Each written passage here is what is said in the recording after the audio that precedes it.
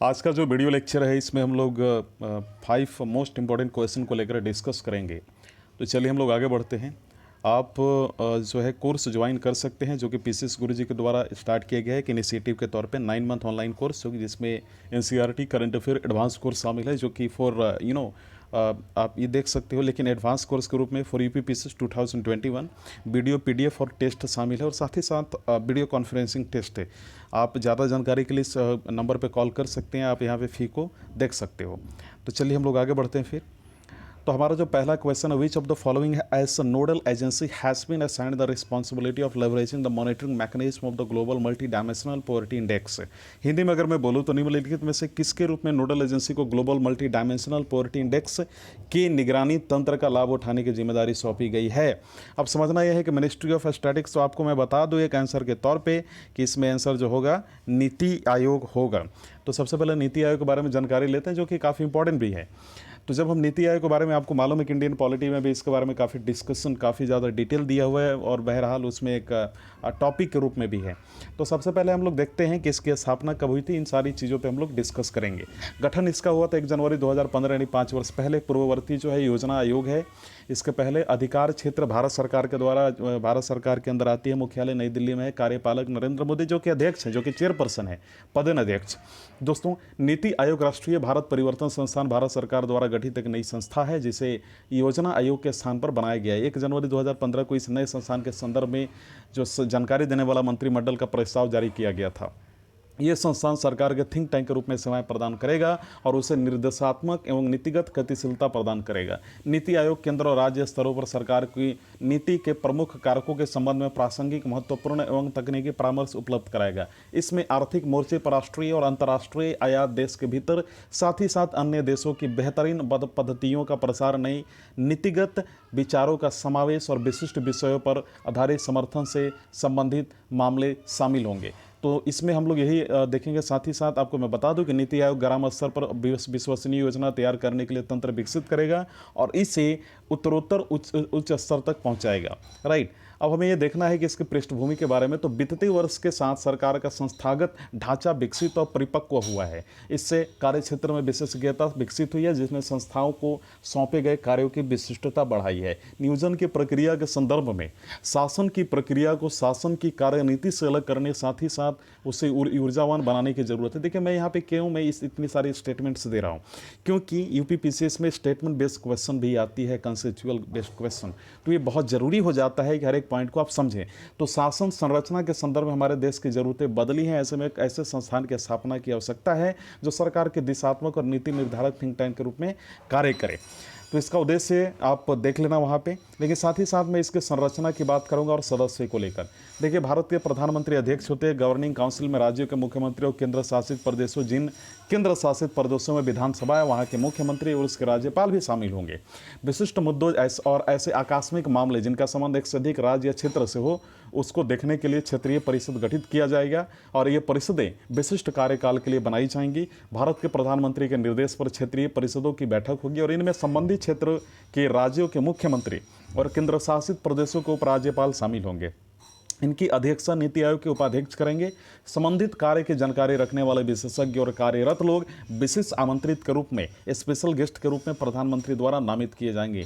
पूर्णकालिक संगठनात्मक ढांचे में प्रधानमंत्री अध्यक्ष होने के अलावा निम्न होंगे, जैसे कि उपाध्यक्ष प्रधानमंत्री द्वारा नियुक्त होगा, सदस्य होगा पूर्णकालिक, अंशकालिक सदस्य अग्रणी विश्वविद्यालय, शोध संस्थानों और संबंधित संस्थानों में अधिकतम 2 पदेन सदस्य, अंशकालिक सदस्य बारीक आधारी पर होंगे और पदेन सदस्य केंद्रीय मंत्रिपरिषद से अधिक 4 सदस्य प्रधानमंत्री द्वारा नामित होंगे। यदि बारीक के आधार को प्राथमिकता दी जाए तो यह नियुक्ति विशिष्ट कार्यकाल के लिए होंगी और मुख्य कार्यकारी अधिकारी भारत सरकार के सचिव स्तर के अधिकारी को निश्चित कार्यकाल के लिए प्रधानमंत्री द्वारा नियुक्त किया जाएगा और सचिवालय आवश्यकता के अनुसार होगा।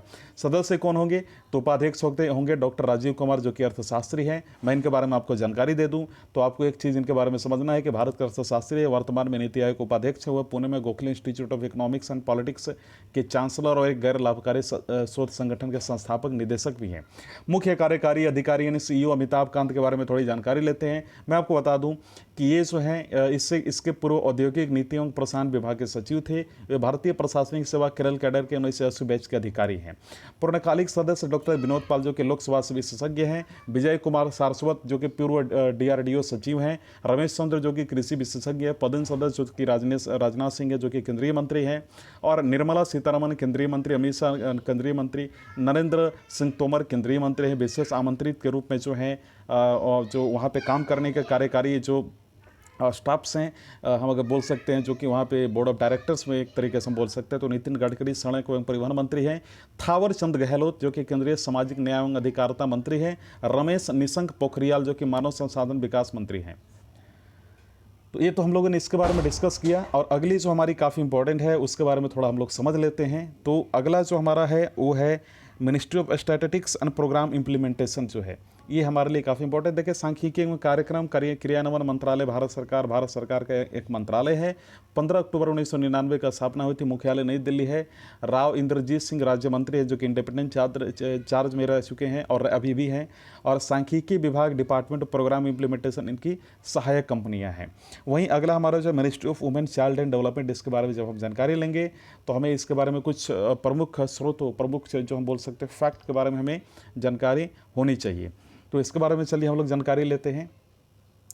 तो स्वास्थ्य एवं मुद्दा स्वास्थ्य जो है परिवहन कल्याण मंत्रालय जो कि हम लोग यहाँ पे डिस्कस कर रहे हैं उसके बारे में, जो ministry of women and child development के बारे में हम लोग डिस्कस कर रहे थे। ये 30 जनवरी 2006 की इसकी स्थापना हुई थी। स्मृति ईरानी जो कि भारतीय केंद्रीय मंत्रिमंडल में जिम्मेदार व्यक्ति हैं, देवश्री चौधरी जो कि राज्य मंत्री मुख्यालय नई दिल्ली में है।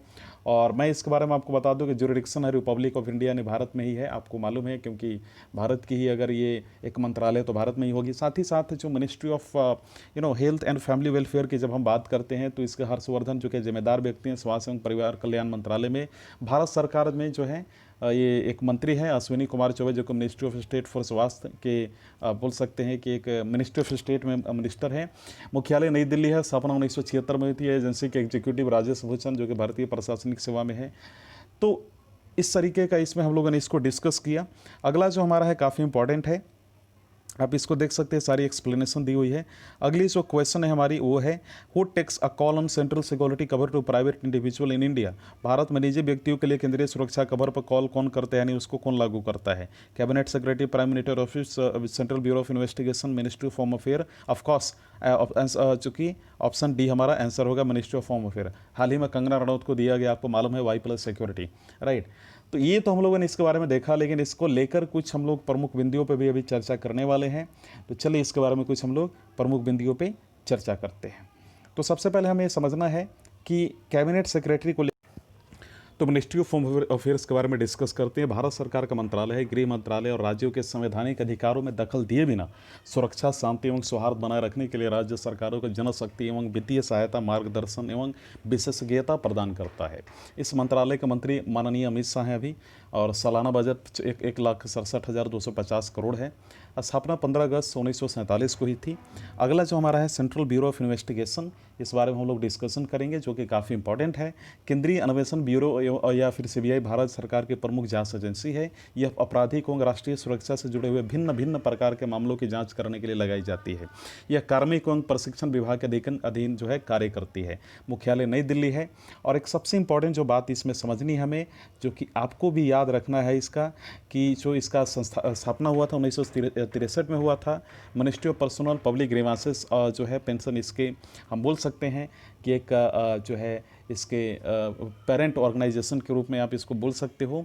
साथ ही साथ जब हम CBI की बात करते हैं तो कुछ और मुद्दों के बारे में हमें जानकारी होनी चाहिए कि यह आपराधिक एवं राष्ट्रीय सुरक्षा से जुड़े जो अलग अलग मामलों की तो करता ही, साथ ही साथ इसका संगठन फेडरल ब्यूरो ऑफ इन्वेस्टिगेशन से मिलता जुलता है, किंतु इसके अधिकार एवं कार्य क्षेत्र FBI की तुलना में बहुत सीमित है। इसके अधिकार एवं कार्य दिल्ली विशेष पुलिस संस्थापक अधिनियम यानी Delhi special police establishment act से परिभाषित है। भारत के लिए CBI को इंटरपोल के आधिकारिक इकाई जो है माना जाता है। अब इंटरपोल क्या है, जिसे आमतौर पर इंटरपोल के नाम से जाना जाता है, जो अंतर्राष्ट्रीय आपराधिक पुलिस संगठन उसको बोलते हैं। ये एक अंतर्राष्ट्रीय संगठन है जो दुनिया भर में पुलिस सहयोग और अपराध नियंत्रण की सुविधा प्रदान करता है। इसका मुख्यालय लियोन फ्रांस में है। इसके दुनिया भर में 7 क्षेत्रीय ब्यूरो हैं और सभी 194 देशों में जो इसके सदस्य हैं एक राष्ट्रीय केंद्रीय ब्यूरो के रूप में इसको सहयोग करते हैं। इसका वहाँ पे जुरिडिक्शन है।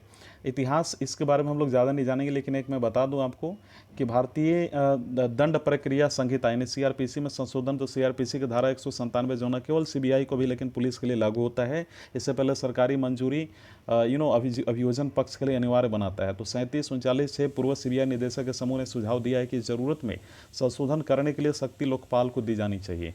तो इस तरीके की जो है बातें इसमें हैं।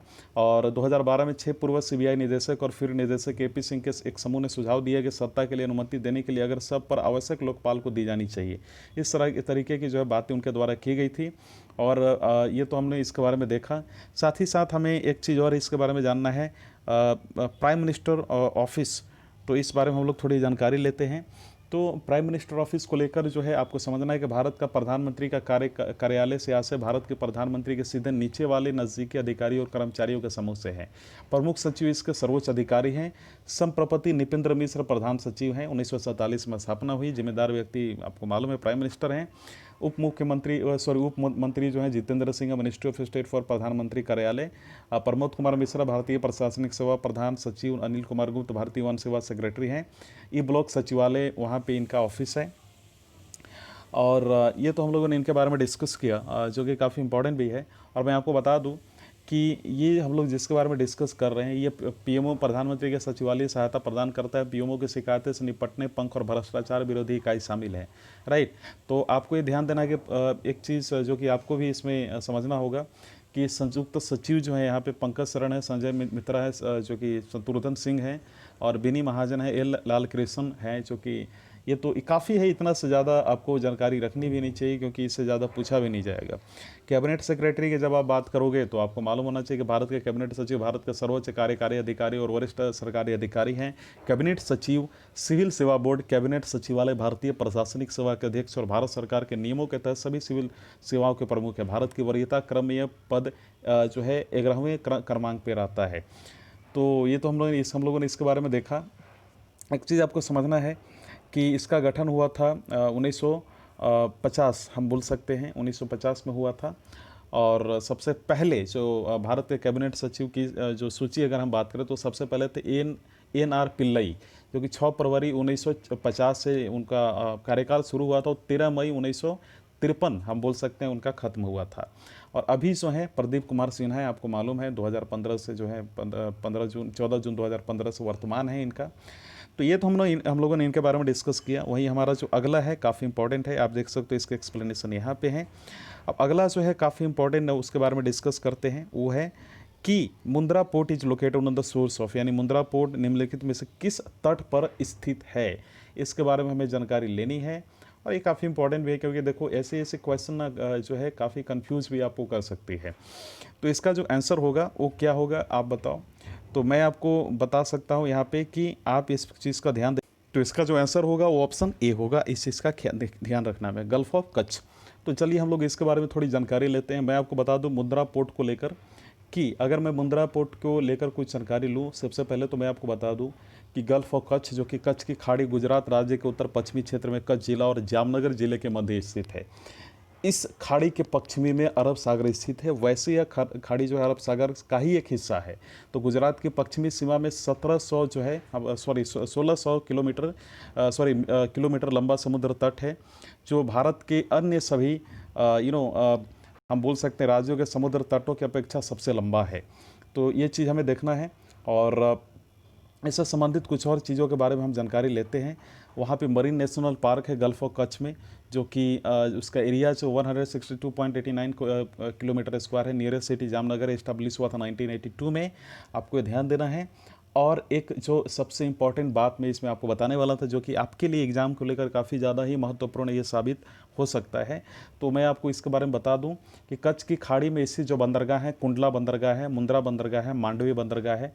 देखिए कुंडला बंदरगाह के बारे में जब हम जानकारी लेंगे तो कुंडला भारत के गुजरात प्रांत में कच्छ जिले में स्थित देश का सबसे बड़ा बंदरगाह है। आयात निर्यात से पूरे विश्व के साथ जुड़ा हुआ है। कांडला बंदरगाह का प्रशासन कांडला पोर्ट ट्रस्ट के हाथ में, जिसका पूरा नियंत्रण भारत सरकार के जहाज रानी मंत्रालय के हाथ है। और कंडला का नाम बदलकर अब दीनदयाल बंदरगाह कर दिया गया है। कच्छ की खाड़ी में इससे जो दर्शनीय स्थल हैं वो पिरोटिन टापू है, और जो कच्छ का रण जिसको हम बोलते हैं उसके बारे में जानकारी ले तो कच्छ का रण या फिर महान कच्छ का रण जो कि गुजरात प्रांत में कच्छ जिले के उत्तर और पूर्व और में फैला हुआ है, और एक नमकीन दलदल का वीरान प्रदेश है। यह लगभग 23,300 वर्ग किलोमीटर क्षेत्रफल में फैला हुआ है। यह समुद्र का एक संकरा अंग है जो भूचाल के कारण संभवतः अपने मौलिक तल के ऊपर उभर आया है और परिणाम से वो समुद्र से पृथक हो गया है। राइट। तो मैंने यहाँ पे बताया था जामनगर, तो जामनगर जिले में स्थित है। देखिए जामनगर गुजरात का एक शहर है, अरब सागर से लगा कच्छ की खाड़ी के दक्षिण में स्थित है। जामनगर में आधुनिकता और प्राचीन का समावेश देखा जा सकता है। अरब सागर की जब मैं बात करूं तो आपको मालूम होना चाहिए कि अरब सागर जिसका भारतीय नाम सिंधु सागर भी है, सिंधु सागर आपको ख्याल रखना, भारतीय उपमहाद्वीप और अरब क्षेत्र के बीच स्थित जो है स्थित हिंद महासागर का हिस्सा अरब सागर लगभग 38,62,000 किलोमीटर सतही क्षेत्र घेरते हुए स्थित है तथा इसकी अधिकतम जो चौड़ाई है लगभग 2,400 किलोमीटर है। और सिंधु नदी सबसे महत्वपूर्ण नदी है जो अरब सागर में गिरती है। ये चीज़ मैंने इसके बारे में बता दिया। तो गुजरात के बारे में जब मैं आपको बताऊं, ये पश्चिमी जो है अगर इसकी बात मैं करूं तो अरब सागर इसकी पश्चिमी दिशा सीमा बनाती है। तो इसके बारे में ज़्यादा जानकारी आपको ज़रूरी भी नहीं है, इतना काफ़ी है। और इसके बाद हम लोग थोड़ा सा गल्फ़ ऑफ खम्बट के बारे में हम लोग चर्चा करते हैं। तो जब गल्फ़ ऑफ खम्बट के बारे में हम लोग चर्चा करते हैं, हमें मालूम होना चाहिए कि इसको खम्बात की खाड़ी के नाम से भी जाना जाता है। राइट। इसके तटवर्तीय जो क्षेत्र हैं भारत पाकिस्तान द्वीप समूह जो है पीरम आइलैंड है। तो इन सभी के बारे में हम जानकारी लेंगे, बहुत इंपॉर्टेंट है एग्जाम के लिए, मैं काफ़ी इसको इंपॉर्टेंट मानता हूँ। दोस्तों इसकी स्थिति जो है पश्चिमी भारत है, सागर प्रकार खाड़ी है, प्राथमिक स्रोत मैंने बता दिया गुजरात एवं राजस्थान की नदियां हैं, प्राथमिक जो आउटफ्लो है अरब सागर है, तटवर्ती क्षेत्र भारत पाकिस्तान मैंने बता दिया। तो खम्भात की खाड़ी जो पूर्व नाम कैम्बे की खाड़ी था, अरब सागर इसी तक तिकोनी जो है आकृति की खाड़ी है। ये दक्षिणी ओर से अरब सागर से खुलती है और भारतीय राज्य गुजरात के सागर तट, पश्चिम भारत के शहर मुंबई और काठियावाड़ प्रायद्वीप के मध्य स्थित है और इस जू से पूर्व पश्चिमी और दो भागों में बांटती है। तो केंद्र शासित प्रदेश दमन और दीव के निकट इसका मुहाना लगभग 110 किलोमीटर चौड़ा है जो तिरवता सहित 24 किलोमीटर तक संकरा हो जाता है। और इस खाड़ी में साबरमती, माही, नर्मदा और ताप्ती सहित कई नदियों का विलय होता है। तो दक्षिणी दिशा में दक्षिणी पश्चिमी मानसून के सापेक्ष इसकी आकृति और इसकी अवस्थिति इसके लगभग 10 से 15 मीटर ऊंची उठती है और प्रवेश करती लहरों को 6 से 7 नॉट्स की द्रुत गति के कारण जो है ऐसा होता है। तो इससे शैवाल और रेतीले तट नौ परिवहन के लिए दुर्गम बनाते हैं। साथ ही खाड़ी में स्थित सभी बंदरगाहों को लहरों एवं नदियों में बाढ़ द्वारा लाई गई गाद का बाहुल्य मिलता है। गुजरात से 4 बड़ी 5 मध्यम और जो है 25 छोटी एवं 5 मरुस्थलीय नदियां खाड़ी में गिरती है और एवं खाड़ी में प्रतिवर्ष जो है हम बोल सकते हैं 71,000 घन मिलीमीटर जल जो है विसर्जित करती है। तो खाड़ी के पूर्व में जो है भरूच नामक भारत का एक प्राचीनतम बंदरगाह शहर एवं सूरत है जो भारत और यूरोप के बीच का आरंभिक वाणिज्यिक संपर्क स्थल के रूप में प्रसिद्ध रहे हैं। ये शहर इसके मुहाने पर स्थित है। हालांकि इस खाड़ी में स्थित बंदरगाहों का महत्व स्थानीय लोगों हेतु हुआ है, फिर भी यहाँ पर खनिज तेल के लिए किए गए खोज प्रयासों ने विशेषकर भरूच के निकट खाड़ी के मुहाने और बम्बई हाई के अपतटीय क्षेत्रों में वाणिज्यिक जिसको बोल सकते हैं उत्थान हुआ है। वर्ष 2000 में भारत के तत्कालीन विज्ञान एवं प्रौद्योगिकी मंत्री डॉक्टर मुरली मनोहर जोशी ने जल के नीचे बड़े सर्वमानव निर्मित ढांचे को मिलने की घोषणा की थी। यद्यपि खाड़ी पर स्थित बंदरगाहों का महत्व स्थानीय मात्र ही है। तो ये चीज़ आपको ध्यान देना। मैं आपको बता दूं कि मुंबई के बारे में आपको जानकारी होनी चाहिए। देखिए मुंबई के बारे में जब मैं बात करता हूं तो देश की सर्वाधिक आबादी वाली जो नगरी है ये, और मुंबई बंदरगाह भारतवर्ष का सर्वश्रेष्ठ समुद्रिक बंदरगाह आपको मालूम होना चाहिए। काठियावाड़ के बारे में आपको मैं बता दूं, यह एक प्रायद्वीप है, ये गुजरात का भाग है जिसके उत्तरी ओर कच्छ के रण और नम भूमि और दक्षिणी पश्चिमी की ओर अरब सागर और दक्षिणी पश्चिमी और कैम्बे की खाड़ी है। तो इसमें 2 प्रमुख नदियाँ भादर और सतरंजी हैं जो क्रमशः पश्चिमी और पूर्व की ओर बहती है। इस प्रदेश का नाम मध्यवर्ती भाग पहाड़ी है। तो ये तो मैंने इसके बारे में बता दिया। और दमन और दीव के बारे में मैं आपको बता दूं कि जो है अरब सागर में स्थित द्वीप समूह है जो भारत की एक केंद्र शासित प्रांत है, आपको मालूम ही होगा इसके बारे में। साबरमती के बारे में मैं आपको बता दूं, एक प्रमुख नदी है और इस नदी के उद्गम राजस्थान के उदयपुर जिले में अरावली पर्वतमालाओं से होता है और फिर राजस्थान और गुजरात में दक्षिण पश्चिमी दिशा की ओर बहते हुए लगभग 371 किलोमीटर तक का सफ़र तय करने के बाद ये अरब सागर के खम्बात की खाड़ी में गिर जाती है। तो ये तो हम लोगों ने इसके बारे में जानकारी लिया। माही के बारे में मैं आपको बता दूं कि ये माही का उद्गम मध्य प्रदेश के धार जिले के समीप मेंढा ग्राम की विंध्याचल पर्वत श्रेणी से हुआ है। यह दक्षिणी अरावली में जय समंद झील से प्रारंभ होती है और यह मध्य प्रदेश के धार, छबुआ, रतलाम जिलों तथा गुजरात के राजस्थान राज्य से होते हुए जो है गुजरात और राजस्थान राज्य से होते हुए खंभात की खाड़ी द्वारा अरब सागर में गिरती है। वहीं नर्मदा के बारे में जब मैं बात करूं तो इसको रेवा के नाम से भी जाना जाता है। मध्य भारत की एक नदी और भारतीय उपमहाद्वीप की 5वीं सबसे लंबी नदी है। ये गोदावरी नदी और कृष्णा नदी के बाद भारत के अंदर बहने वाली तीसरी सबसे लंबी नदी है। मध्य प्रदेश के राज्य में इसके विशाल योगदान के कारण इसे मध्य प्रदेश की जीवन रेखा भी कहा जाता है, एग्जाम में पूछा जा सकता है। अगला है हमारा ताप्ती है। तो जो है यह मध्य प्रदेश के राज्य के बैतूल जिले के मुलताई से निकलकर सतपुड़ा पर्वत प्रक्षेपों के मध्य से पश्चिम की ओर बहती हुई महाराष्ट्र के खानदेश के पठार एवं सूरत के मैदान को पार करती और अरब सागर में गिरती है। नदी का उद्गम स्थल मुलताई है। यह भारत की उन मुख्य नदियों में है जो पूर्व से पश्चिम की ओर बहती हैं।